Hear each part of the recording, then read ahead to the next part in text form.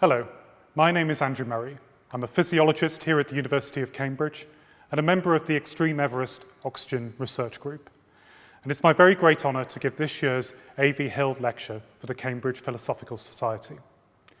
Now, we're standing here in the Department of Physiology, Development and Neuroscience in the university. And it's very appropriate that we're giving this lecture here today because this was at one time A.V. Hill's home department. There is another historical link with this department and this lecture theatre, which you'll see as we go on. The title of my lecture today is Kings and Queens of the Mountain, Studies of Extreme Physiology in Himalayan Sherpas. And I'll be taking you through some of the work that I've done along with my colleagues at the Xtreme Everest Group over the last 15 years. Our goal has been to try to understand human physiology and the response to high altitude. But our secondary goal has been to take some of these lessons from altitude and use them to better understand some common clinical conditions and illnesses which my colleagues in the team deal with on a daily basis. So why study high altitude? Humans are a sea level species. We evolved at sea level. Early human history took place largely at sea level. And even today, most of the world's population and many of our great cities are sited at or around sea level. At no point in human history did the future of our species as a whole depend on our ability to live, work, or reproduce at high altitude. Nevertheless, people live at altitude. It's estimated around 2% of the world's population, about 140 million people, live above 2,500 meters. In Asia and in the Americas, in East Africa, you find sizable settlements of people at altitude, and one notable example is La Paz in Bolivia, where around 800,000 people are living above 3,500 meters. So life at altitude is very much possible. However, there is a stress. And I'm sure you'll be aware that the challenge posed by high altitude centers around oxygen. So the higher you go, the higher you ascend, the more the barometric pressure falls. And as air pressure falls, the pressure of inspired oxygen falls. Now, the concentration of oxygen is the same at all altitudes. 21% of the gas molecules you inhale are oxygen, O2. But the problem is the air is much thinner because the pressure is lower, and so you're taking in fewer oxygen molecules with each breath. And this challenges the delivery of oxygen from the lungs, through the blood, to the tissues of the body which need that oxygen to support metabolism. This is a condition known as hypoxia, literally low oxygen. And it's not unique to altitude. Indeed, it's a feature of very many common and deadly conditions. And so there's a list of diseases here in which hypoxia is a feature. We've got diseases of the lungs, diseases of the blood, of the circulation, diseases and disorders of pregnancy, so reproductive diseases. And when you look at this list, what really sinks into me is really quite how much of our everyday physiology is geared towards getting the right amount of oxygen to the right place in the body in order to support life. And more so, the consequences of failing to achieve that. Fortunately, at altitude, we respond in a way that offsets this challenge. And this response has been very well defined and very well documented. There's clearly a time-dependent aspect to the response as well. So what we see on this graph are some of those changes that we might expect in an individual ascending to altitude. And within a few minutes of arriving at altitude, you might notice an increase in your heart rate to pump more of that blood around the body to get more oxygen delivered to the places where it needs to go. You find yourself hyperventilating to refresh that oxygen in the lungs to support that oxygen delivery. Given enough time, and we're talking days to weeks here, you'll see a rise in the red blood cell count. So the oxygen-carrying red blood cells in the blood, which contain hemoglobin, increase in number to increase the capacity of that blood to carry oxygen. And given longer still, you might see an increase in the number of the tiny blood vessels, the capillaries, that deliver the blood to the tissues themselves. And so this is a very well-defined response that happens in just about all of us if we ascend to altitude. But do remember, we're a sea level species. And as I've said, these responses may not have arisen in response to altitude itself. given that we're adapted for a high oxygen, low altitude environment. So they may not even be appropriate. We've always assumed that they were until perhaps very recently. Now, curiously, we can learn a little bit more about the response to altitude by looking at certain populations that have moved to high altitude regions and spent sufficient time there for the selection of physiological traits underpinned by genetic differences that enhance their ability to live, work, and reproduce at altitude. And this has happened in at least 3 locations around the world independently. On the Tibetan Plateau, in the East African highlands, around the highlands of Ethiopia, and in the Andean highlands, the Quechua people have responded to altitude there. And in all these cases, the time of residence of these groups at altitude has been sufficient to allow for the selection of these traits. And whilst there is a great deal of convergent evolution, there are also some key differences between these groups, as we'll look at later in the lecture. So I guess you're wondering why somebody from Cambridge is studying altitude. Now, in Cambridge, we're blessed with obviously some of the best research facilities we could really lay our hands on. But the one thing we're not blessed with is mountains. There's very few mountains around us. However, there's a great history of altitude research in Cambridge, and this is the second link in my lecture with this department. Sir Joseph Barcroft was the University of Cambridge Professor of Physiology in the 1920s and 30s. In fact, he lectured in this very lecture theatre, and there's a portrait of Barcroft staring down ominously at me at the moment. Now, Barcroft was very interested in this problem of hypoxia. He was interested in altitude. And the reason I've included a picture of a fetus here on my slide is that later in his career, Barcroft turned his attention to the fetal circulation. But early in his career, when he was occupied by questions of adaptation to altitude, in order to study altitude, he used much the same modalities as we do today. So, for instance, this is a photo, the top left of my slide, of a converted railway carriage that Barcroft turned into a mobile laboratory to take his equipment up to Cerro de Pasco in Peru to study blood oxygen levels in himself, his colleagues, and the people that he met there. But the other slides here, including on the bottom left, is a glass altitude chamber that Barcroft built in this very building, not far away from where I'm standing. And he was able to carry out experiments on himself, depriving himself of oxygen and looking at his own body's response. Now, Barcroft's work, it's not clear whether he came up with this phrase, but it gave rise to the phrase Everest in utero. And this reflects the 2 strands of Barcroft's work coming together.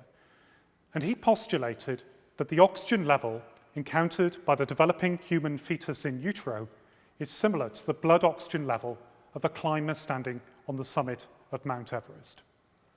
Barcroft made this prediction around 100 years ago, and it's a very bold prediction. Of course, neither of these oxygen levels were measured at the time, and of course, Everest hadn't been summited. It wasn't even clear that Everest could be summited. So a very bold prediction. Was Barcroft right? Well, one of my colleagues in this department, Professor Graham Burton and his colleagues, working in the 1990s and early 2000s, made some of the first measurements of oxygen tension in the human placenta during development. And Graham described these in this paper. He talked about oxygen tension within the placenta being in the region of 20 millimeters of mercury at 7 to 10 weeks of gestation. So in the first trimester of pregnancy, the fetus is experiencing oxygen at 20 millimeters of mercury. To put that into context, in our arterial blood, the blood being pumped away from the lungs and the heart, oxygen tension is around 100 millimeters of mercury. So the placenta and the fetus are surviving and thriving with less than 1/5 of the oxygen that we would normally have in our blood as adults. But what about the summit of Everest? As I said, at the time when Barcroft was working, it wasn't even clear whether Everest could be summited. But this was another bold prediction by Dr. Alexander Kellas, a Scottish chemist, a mountaineer, a member of the Alpine Club in London, who wrote a thesis entitled A Consideration of the Possibility of Ascending Mount Everest. And Kellas speculated that Mount Everest could be ascended by a man of excellent physical and mental constitution in first-rate training without adventitious aids if the physical difficulties of the mountain were not too great. So Kellas is really going out there. He's saying not only can Everest be climbed, it could even be climbed without using supplementary oxygen. That's what he meant by adventitious aids. So he was writing this. He passed away in 1921, so he's writing this at around the same time Barcroft is working.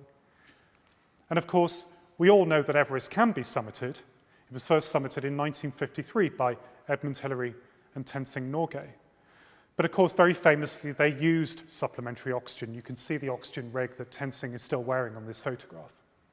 It wasn't for another 25 years until 1978, until Kellas was proved right, and the European climbers, Reinhold Messner and Peter Habler, made the first successful ascent of Everest without using supplementary oxygen. A truly remarkable feat, both physiologically and in terms of the exploration involved. So how low was the oxygen tension in their blood? Well, in our first major expedition as the Xtreme Everest Group in 2007, the Caldwell Xtreme Everest Expedition, this was one of the goals of the team's research, to put a team on the summit of Everest to measure arterial blood oxygen levels. This was the centerpiece of a very large-scale study that involved over 200 members of the public trekking to Everest Base Camp and their physiology being tested at various laboratories on the way to base camp. A smaller team of doctors and scientists, members of the research team, ascended higher on the mountain, establishing camps at various altitudes where portable laboratories were set up. We see here scenes from the laboratory on the South Col of Everest at around 7,000 meters, where the team carried out the highest exercise test ever carried out. And the team ascended further still with the goal of reaching the summit and taking that blood sample on the summit. Now, if you visit your GP and you give a blood sample, they're very, very likely to be sampling that blood from the veins, perhaps on the forearm. Veins are relatively easy to sample from. Arteries tend to be deeper lying, and it's the arteries that we wanted to sample blood from. The veins are the blood that carry the blood that's already passed through the organs and had oxygen extracted from it. We want to know how much oxygen is going to the organs, so needed an arterial sample. And so the most accessible artery that the team could reliably sample from at this altitude is the femoral artery, which feeds the lower part of the body. So this involved the team sticking needles into each other's groin regions at very high altitudes and sampling blood. It doesn't sound very pleasant, does it? But the day that the team reached the summit, carrying out this procedure under the conditions of the time just didn't seem very realistic. But the team dropped down to a feature called the balcony of Everest at 8,400 meters, or about half a kilometer down from the summit here. Still very, very high, and in the background of this photograph, you can see Lhotse, the world's fourth highest mountain. You're almost looking down on Lhotse. And inside this makeshift tent, the team managed to collect 4 femoral artery blood samples from members of the team descending from the summit of Everest. The team were able to collect 4 of these arterial blood samples from the femoral artery from members of the team descending from the summit of Everest. They were sealed into glass vials, placed on an ice slurry, and handed over to this gentleman in yellow, who's one of our climbing Sherpas.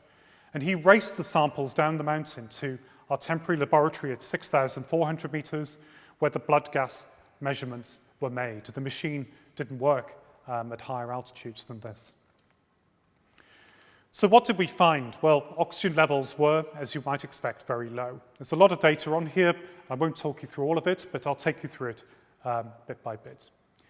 If you focus on the white columns of this bar graph, and you start on the left-hand sample is London, and we move to Everest Base Camp, higher and higher on the mountain to 8,400 meters on the right-hand side.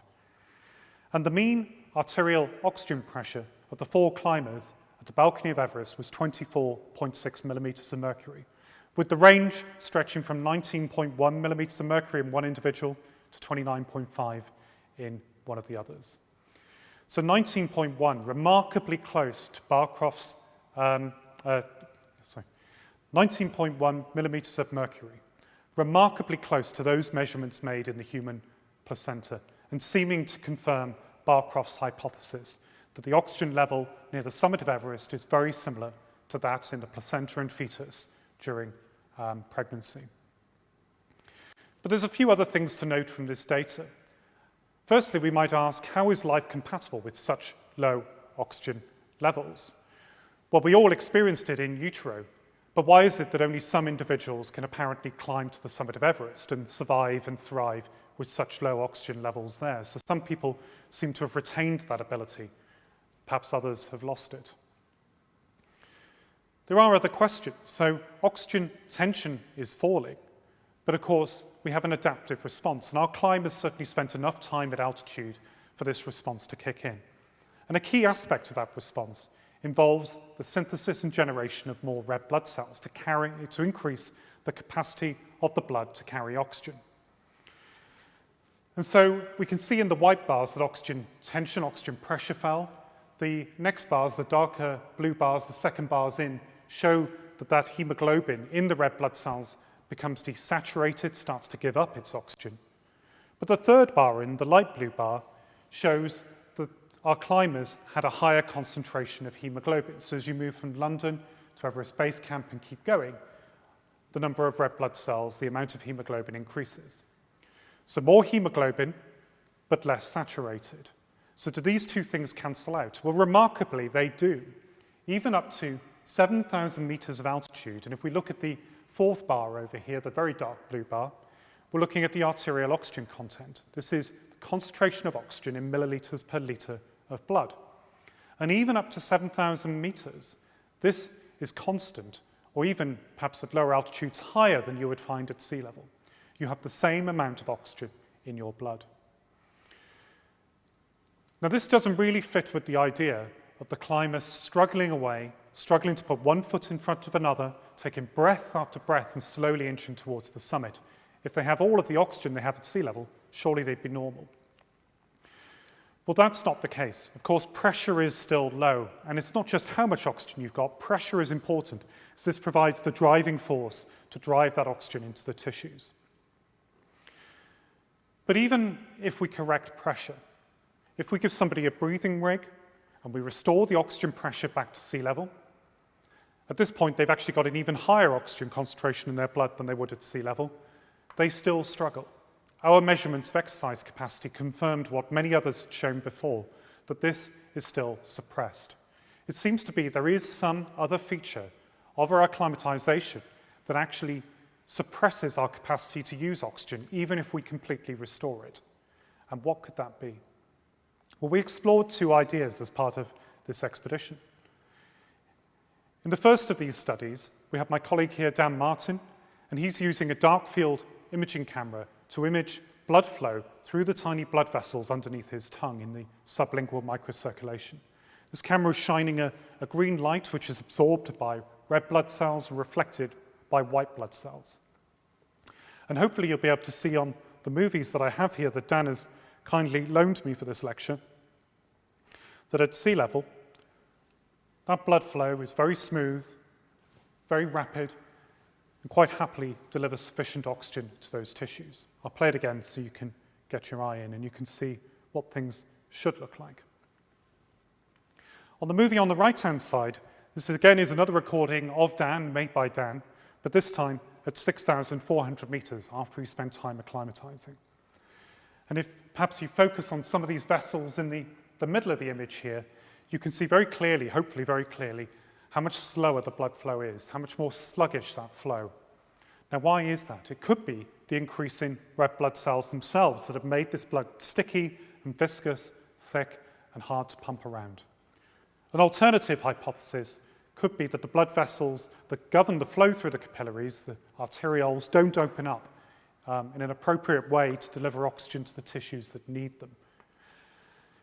This is controlled by a small gas molecule called nitric oxide, and it could be that our climbers are lacking this molecule that sends the signal to open up these blood vessels.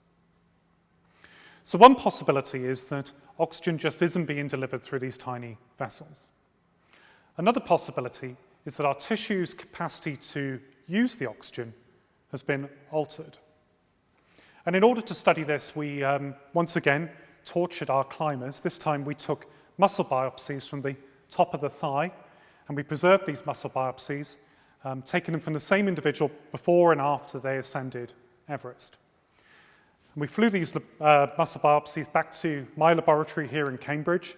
We worked with colleagues in Switzerland who looked at them under a powerful electron microscope to try to understand what was happening to the tissue's capacity to use that oxygen. So here we're looking at some of these electron micrographs, so detailed images of the muscle from the same climber in London prior to departure and at Everest Base Camp after having summited Everest. And this is like a very expensive game of spot the difference, really, and what we can hopefully see is that on the right-hand side, there's a clear area of damage towards the top right-hand side of the image. But we're also looking quite closely now at these dark grey images, the dark grey regions labelled M. And these represent the mitochondria, the so-called powerhouses of the cell. This is where the majority of oxygen is consumed by the cell in the course of converting energy from our food into ATP, the usable energy currency for our cell's metabolism. And what we see in the muscles of our climbers post-Everest is that they have lost mitochondria in their muscle. When we quantify this, it adds up to around 20%. So they're losing about a fifth of their muscle's capacity to use oxygen in the production of ATP. We further looked at the mitochondria. We looked at the number of key proteins that play a part in the conversion of food energy into ATP, and in particular at the 5 complexes of the mitochondrial inner membrane that really play a role in this process. And on the left-hand graph, we're looking at the effect of altitude on these 5 complexes. And we can see that there is a particular suppression in complex number 4 and complex number 1. Complex 4 is the complex which consumes oxygen. It's directly consuming oxygen. So this perhaps makes sense. You're delivering less oxygen to the muscle, so you decrease your capacity to use it. And complex 1 is one of 2 entry points into this system. It's also known to be a site where free radicals, reactive oxygen species, can be produced under low oxygen conditions. So it seems to be suppressed to protect the muscle against these free radicals. So this fits with the idea of a decreased capacity to use oxygen. On the right-hand side, this graph shows the capacity to use fatty acids as a fuel. Now, the muscle has a choice of fuels. Fatty acids, glucose could be seen as the major fuels for the muscle.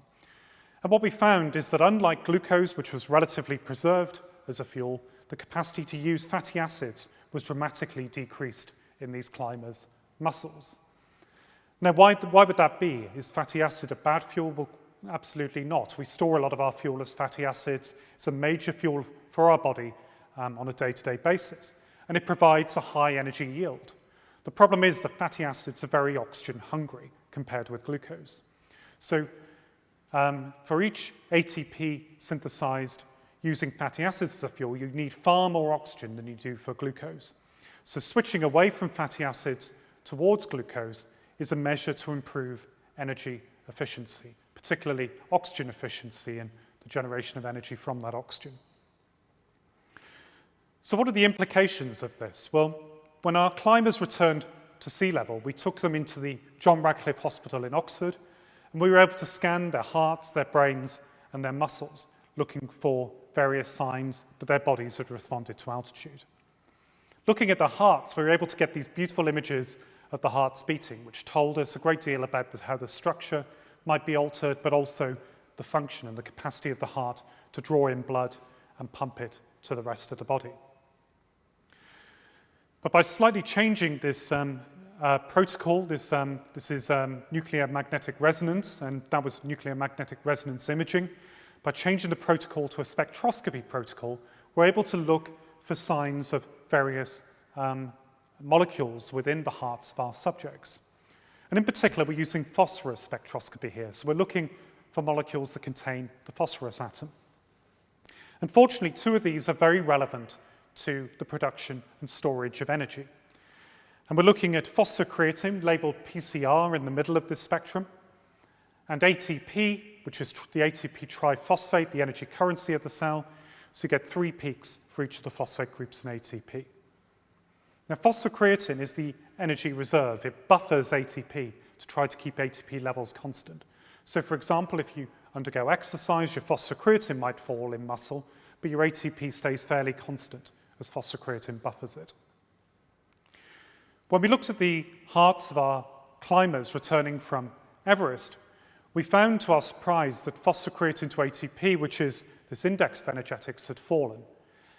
And it didn't just fall in the climbers who summited Everest, but some of those of us who trekked into Everest Base Camp and went no higher than Base Camp, including myself, our energy levels had fallen in our hearts as well. And this is really striking because we've now returned to sea level. We're breathing sea level air, we've got plenty of oxygen, and yet what we can see is the lasting effects of our acclimatization, decreasing the energy levels in our hearts. And perhaps for some of us who work in this area, this might be quite worrying because we see a fall in energetics in patients with heart failure, but also diabetic hearts, the hearts of some obese subjects as well. So this is associated with some pathologies. So fortunately, when we followed ourselves up 6 months later and we studied our hearts again, we found that this had been restored. So what we have here is a reversible decline in energy, thankfully reversible. And what did this mean in terms of the heart's function? We're looking at one aspect of the function here. This is diastolic function. This is the portion of the cardiac cycle where the heart relaxes, but it's not a passive relaxation. It still uses energy. And we found that whether we measured this using echocardiography or MRI, we found that the filling of the heart became impaired. But 6 months later, when our energy levels in the hearts have been restored, this too was restored. So we're seeing a number of changes here, suppression of metabolism, suppression of cardiac energetics, perhaps sluggish blood flow, that don't fit with this idea of healthy acclimatization to altitude. So what do we see in some of these populations then that have been resident at altitude for many thousands of years and have had alterations in their genomes, these genetic changes underpinning physiological traits that would seem to confer an advantage when it comes to living out entire lives for generations at altitude? Well, as I mentioned at the start of the lecture, these groups have been studied, and there are some aspects in which their adaptation looks similar. But perhaps more surprisingly, there's some areas in which they look very different. And although more work is being undertaken in Ethiopia, particularly to look at the genetics of some of the groups in the Ethiopian highlands, the 2 best studied groups are those in Tibet and in the Andes. And it's those that I will talk about for the next few minutes. So what we're looking at here are some of the responses that have happened in these groups over generations that have adapted their breathing. So we're looking at their ventilation. So in these graphs, we have Tibetans in blue, Andeans in yellow, and we have men and women for both groups, so men on the left and women on the right. And what we see is when we look at resting ventilation, the top graph here, is that this is higher in the Tibetans and actually lower in the Andeans. So 2 very different responses to altitude. On one hand, the Tibetans are increasing their ventilation, so this perhaps looks a little bit like our increased ventilation at altitude, whereas it's lower in the Andeans. If we look at the ventilatory response to breathing low levels of oxygen, again, this seems quite normal in the Tibetans, very similar to us, but it seems to have been suppressed in Andeans, certainly in some Andean groups. If we move on to look at the hemoglobin concentration, and this is shown in the top graph on this slide, we find that the Andeans have high hemoglobin concentrations, again, perhaps similar to a lowlander ascending to altitude. They have high hemoglobin, high red blood cell counts, a big capacity to deliver oxygen around the body. But surprisingly, perhaps, if you look at Tibetans, you find a lower hemoglobin concentration, either compared with Andeans or lowlanders at any given altitude. And they also have low levels for hormone EPO, erythropoietin. This is the hormone that stimulates red blood cell production. So it seems that they have suppressed this response that we think of as being absolutely core to our own acclimatization when we go to altitude, increasing red blood cells.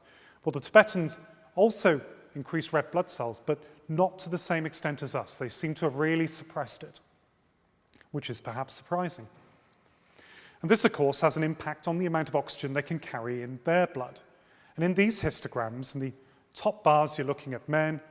In the middle graph, you're looking at women, with Tibetans and Andeans marked. You see the distribution in Tibetans is shifted to the left, meaning that Tibetans, in comparison with Andeans or lowlanders, have a lower arterial oxygen content, both at sea level and at any given altitude. So the Tibetans have less oxygen in their blood than we do.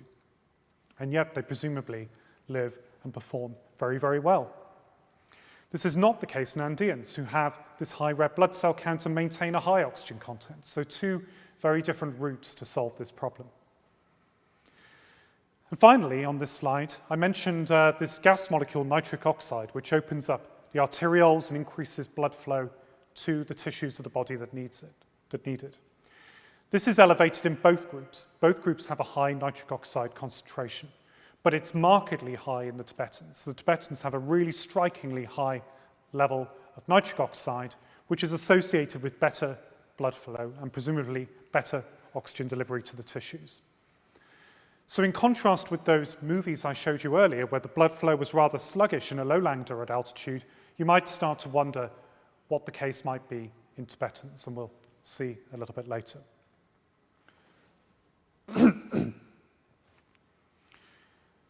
Finally, I'm showing you here some of the changes in the muscles of Tibetans and Andeans at altitude. We're looking at capillaries in the top graph, and Tibetans at high altitude have a high capillary density in their muscle compared with lowlanders, Andeans, and low-dwelling Tibetans, for that matter. And if we look at mitochondrial density, so the capacity of the muscle to use oxygen in ATP synthesis, all Tibetans and Andeans at altitude have lower mitochondrial densities, so they do seem to suppress metabolism, a little bit like our lowlanders. So clear physiological changes at altitude. Are these heritable? Well, as I mentioned, a lot of these traits are associated with genetic variations. And around 10 years ago, a number of studies were published which showed for the first time the selection of genetic variants in Tibetan and Andean populations that were associated with various features of life at altitude. In particular, when looking at the Tibetans, the number one variant that really jumped out was on a gene called EPAS1. It encodes a protein called hypoxia-inducible factor 2 alpha. So we already knew that it played a key role in the body's response to hypoxia. And it seemed that there was a variant in this gene that was strikingly different in Tibetans compared with lowlanders. Not only that, but it was associated with the low hemoglobin concentrations found in this group. It was the most significant variant seen in Tibet, and it's seen right across the Tibetan plateau, which is not the case for all of the genetic variants I'll talk about. But in this case, it was particularly widespread, and it seemed to be very ancient, an ancient part of that Tibetan genome. But where did it come from? Well, it turned out that it had rather a surprising origin.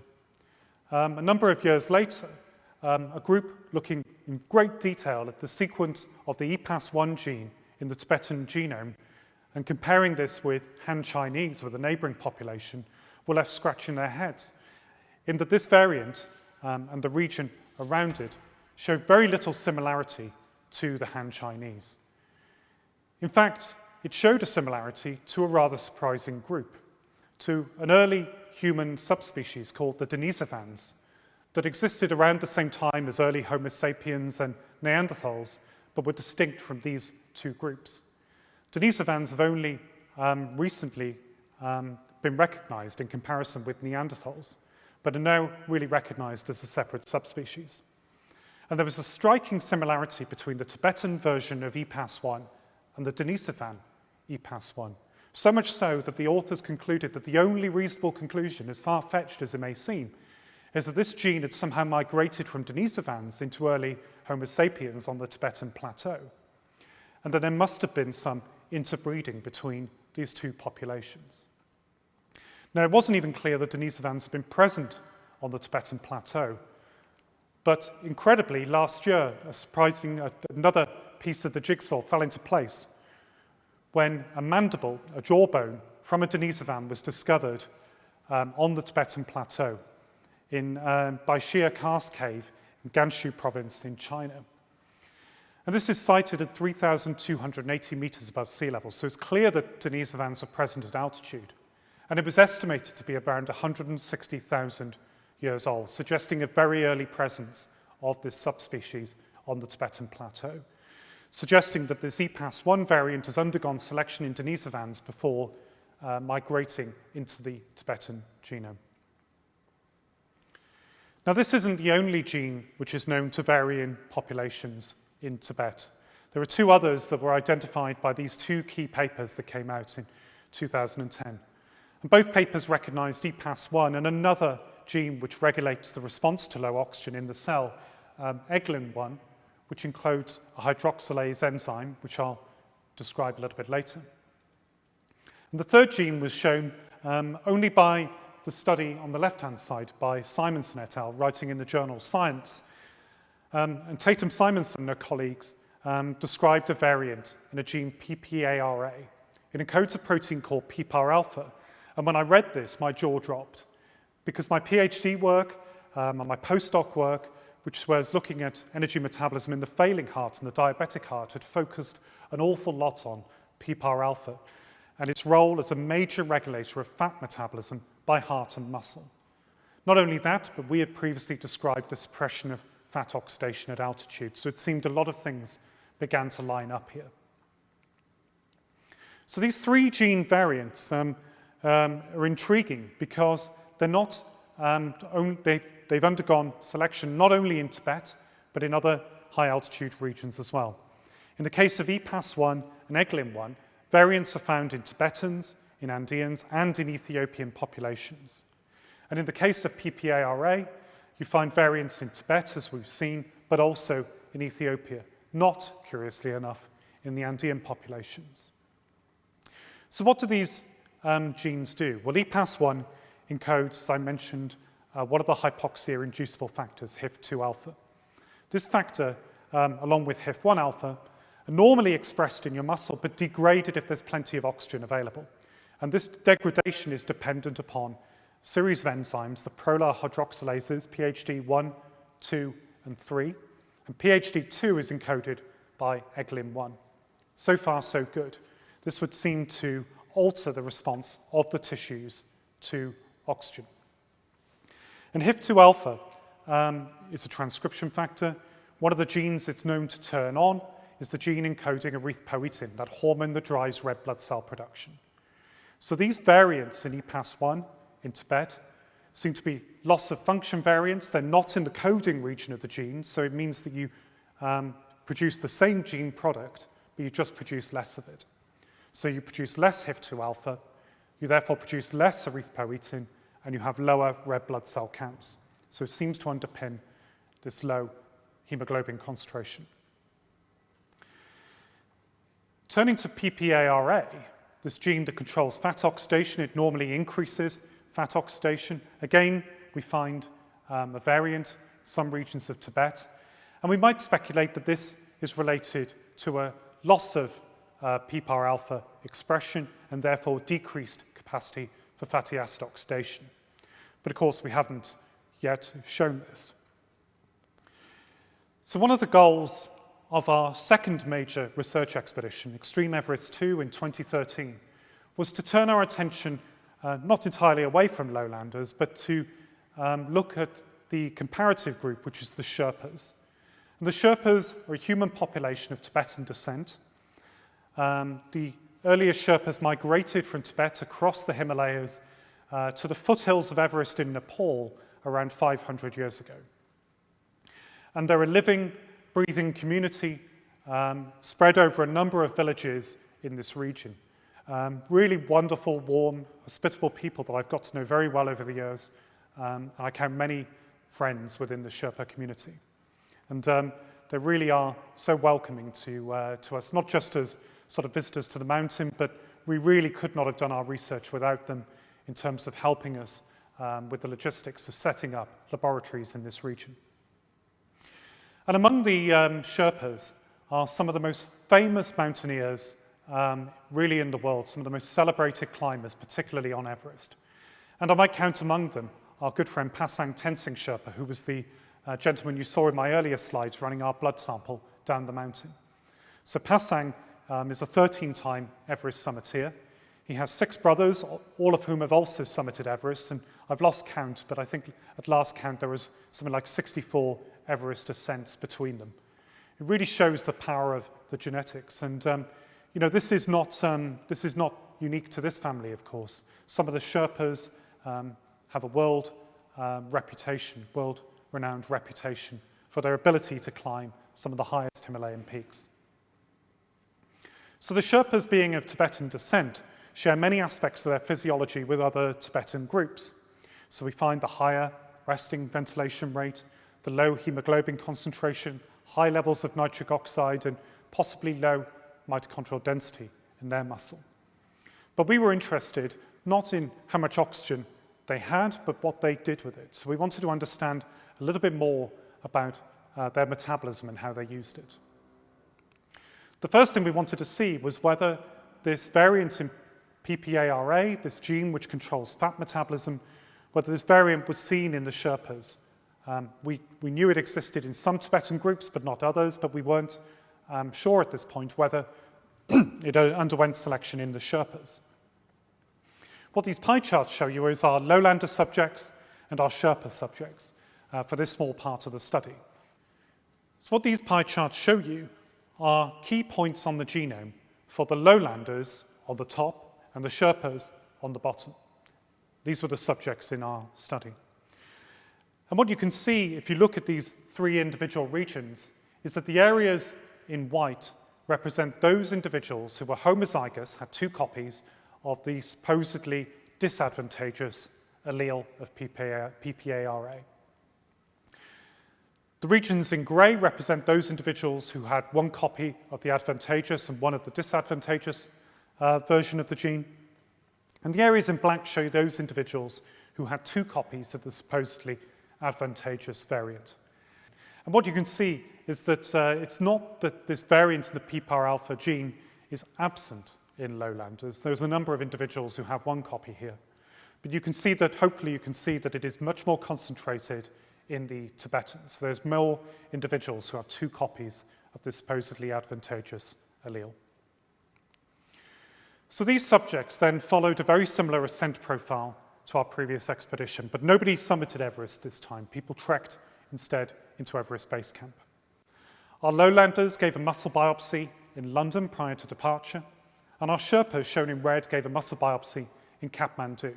Many of them were resident in and around Kathmandu, so these are not high-altitude dwelling Sherpas. They are 100% Sherpa. They had Sherpa grandparents, 4 Sherpa grandparents in every case, but they're living in and around Kathmandu, so they will hopefully have the adaptation, but they're not recently acclimatized to altitude. Both groups then set off and made the same ascent to base camp, where the lowlanders gave a second biopsy, and the Sherpas, when they arrived, gave a second muscle biopsy. The Sherpas then went home. Our lowlanders were the scientists who were manning the laboratory at Everest Base Camp for the purpose of carrying out the research for the expedition, and so gave a third biopsy after 2 months' residence at altitude to see whether the long-term changes were similar to those that you might find in Sherpas. So here are 2 of those scientists. These are 2 former PhD students of mine, James Horscroft and Alex Kotviker. And in this slide, they're using some very sensitive oxygen electrodes to measure oxygen consumption by the muscle biopsies of their subjects, including themselves. They were subjects as well as investigators in this study. And they can measure the way the muscle uses the oxygen under a number of conditions, for example, with different substrates. And when they carried out these studies using fatty acids as the substrate, they were able to understand what is happening to fat metabolism. But first, what is this gene variant doing? In panel A of this figure, we've got the lowlanders on the left-hand side. The 3 bars labeled L represent the lowlanders at baseline in white, in blue upon arrival to base camp, and in dark blue after 2 months of base camp. And on the right-hand side of each of these figures, you've got the Sherpas, the striped bars.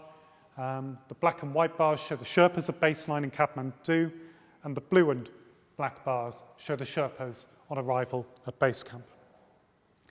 Panel A is showing us expression of this gene, PPARA.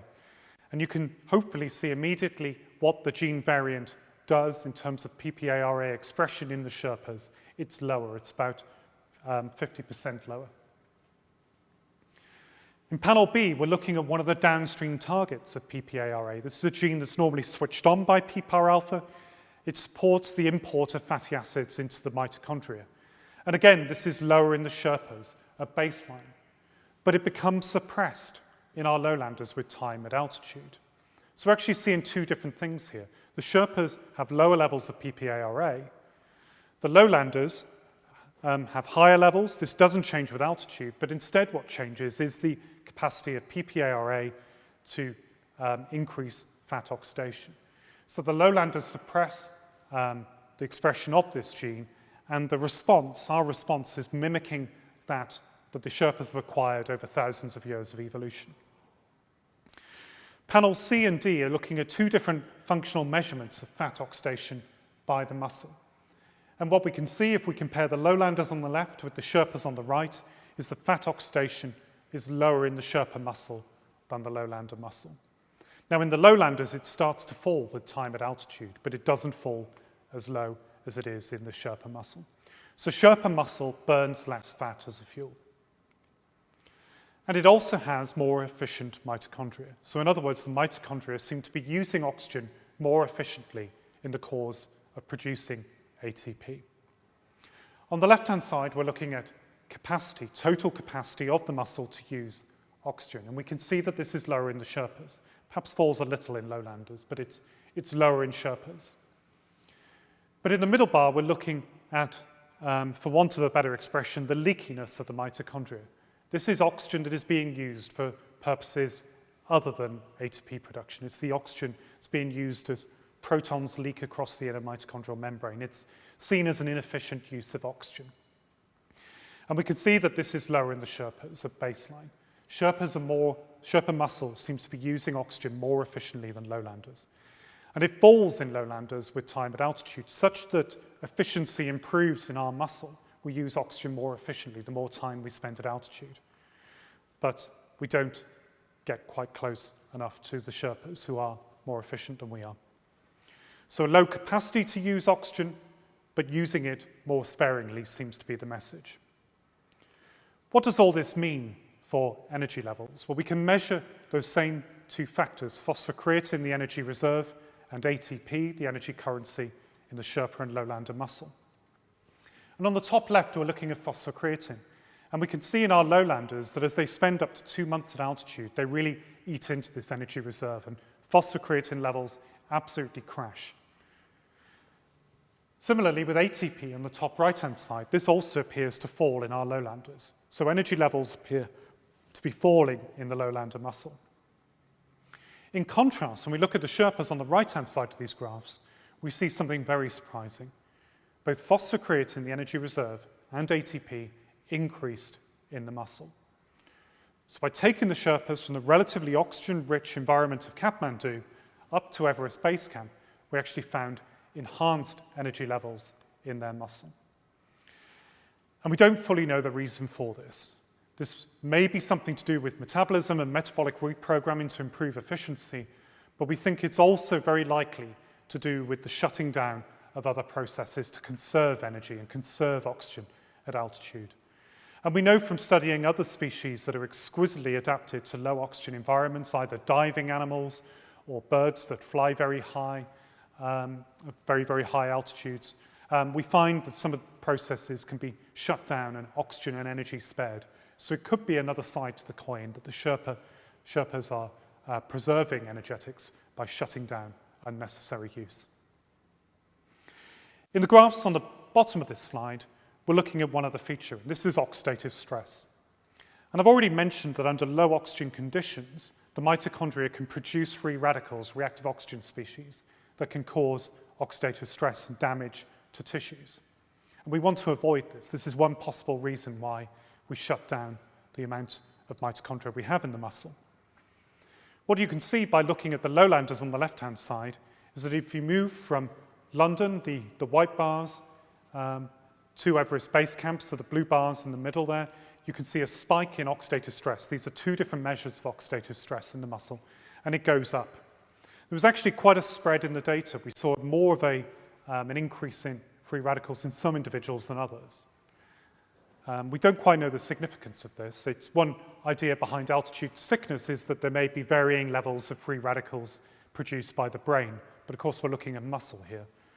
But there was a response. Some individuals showed a bigger increase than others. But when we looked at the Sherpa muscle, on the right-hand side of these two graphs, nothing. No response, no sign of oxidative stress, suggesting that their adaptations to altitude acquired over thousands of years of evolution protect them against this oxidative stress. So it doesn't just preserve energy levels, but it might also prevent damage. So finally, we were also able to collect some of those microcirculatory movies in the sublingual microcirculation of the Sherpas.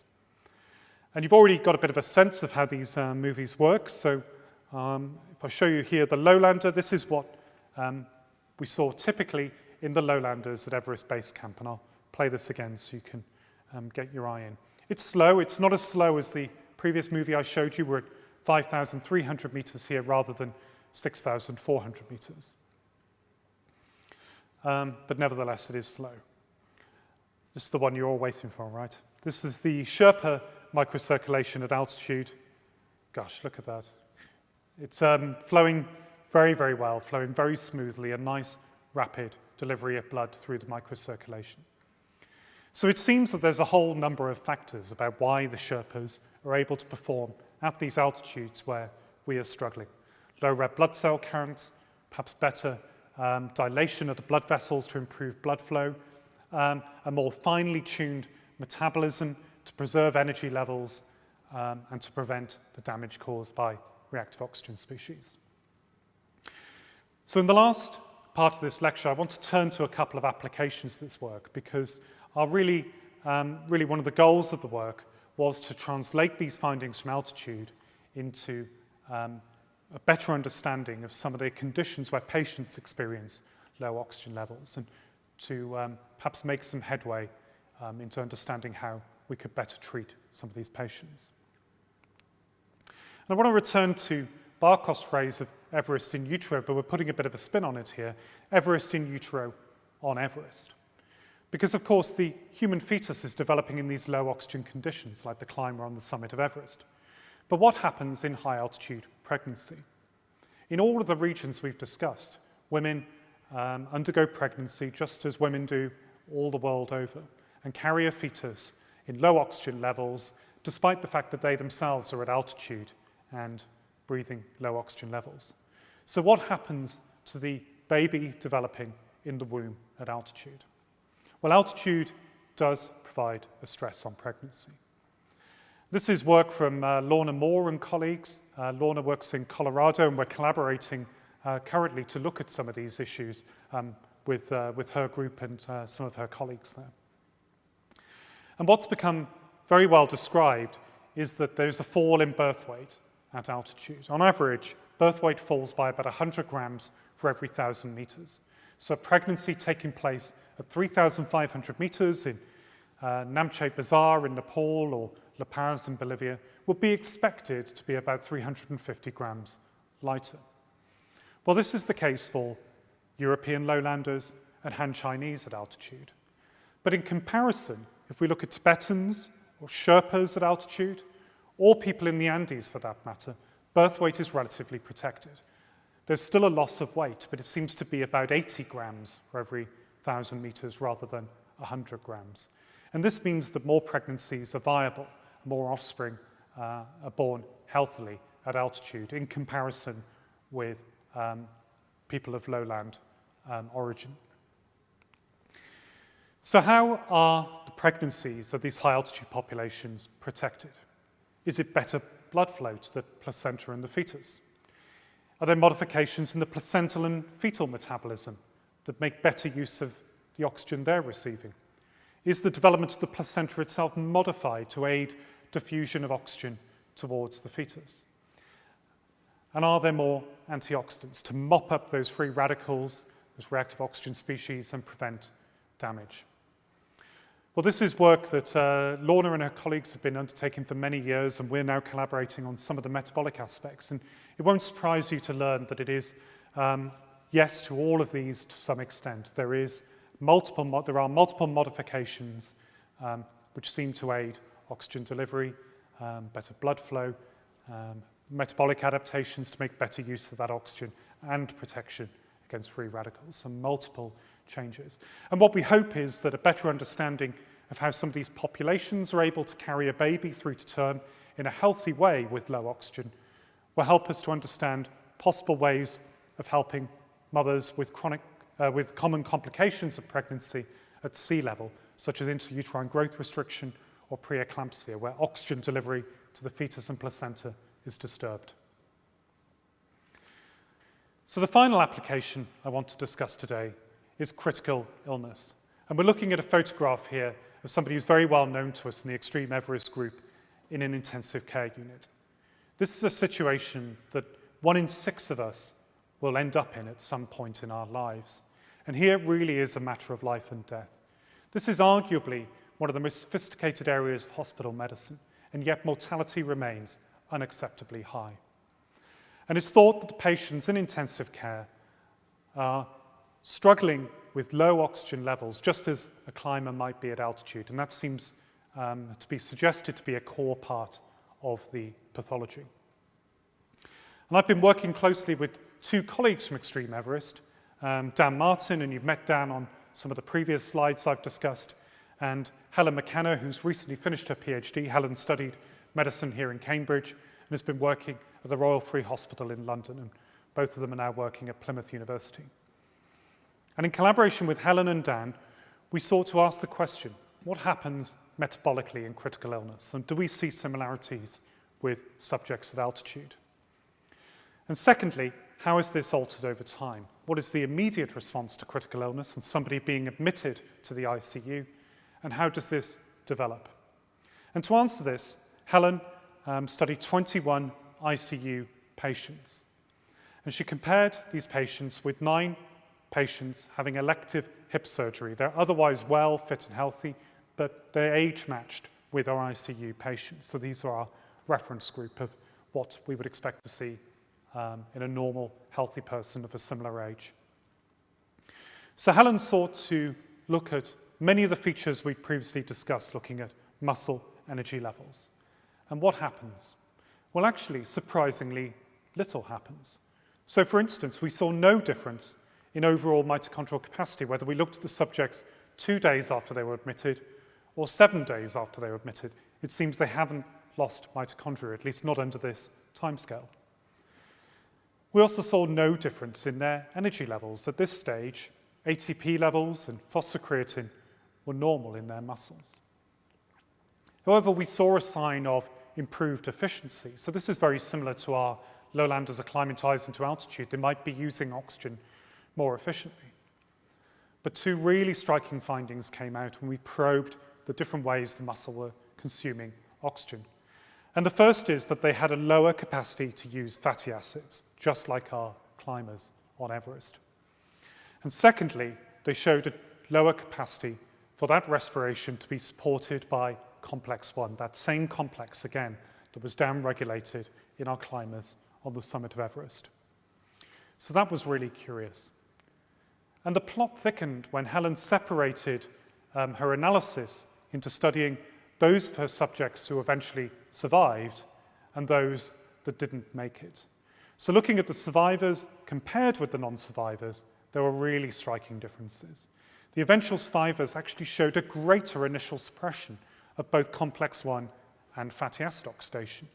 So they seemed able to launch a very rapid response to the stress of critical illness, shutting down complex 1 and fatty acids.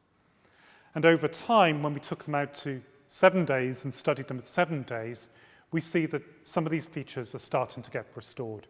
So fatty acid oxidation and complex 1 was associated with their eventual recovery. Comparing this with the non-survivors, they showed a slower initial response, but a continued decline of fatty acid oxidation, and complex 1. So how do we put that together? Well, fatty acid oxidation and complex 1 capacity are suppressed at altitude, as we have seen. Very distinct mitochondrial changes in response to the stress of low oxygen. And they also fall in critical illness. But it seems the dynamics are what matters.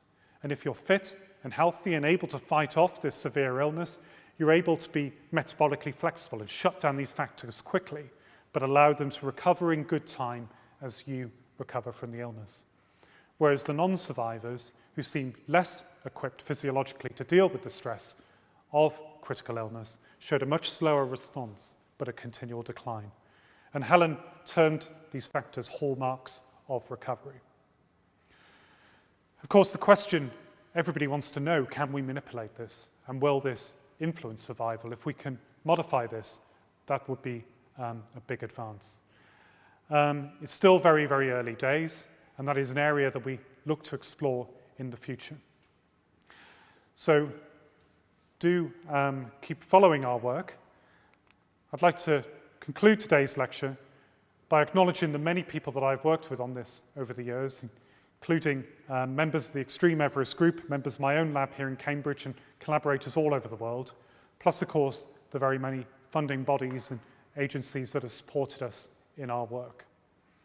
I'd like to thank you all for listening, and I'll leave you with this slide. This was, we were fortunate to return to the Sherpa communities in April 2017 on the 10th anniversary of our first expedition, and I was able to present this work to some of the subjects and the climbing Sherpas and the community that has really helped us with this work and been such an important part of not just my research but of my life for the last 15 years. Thank you very much for listening.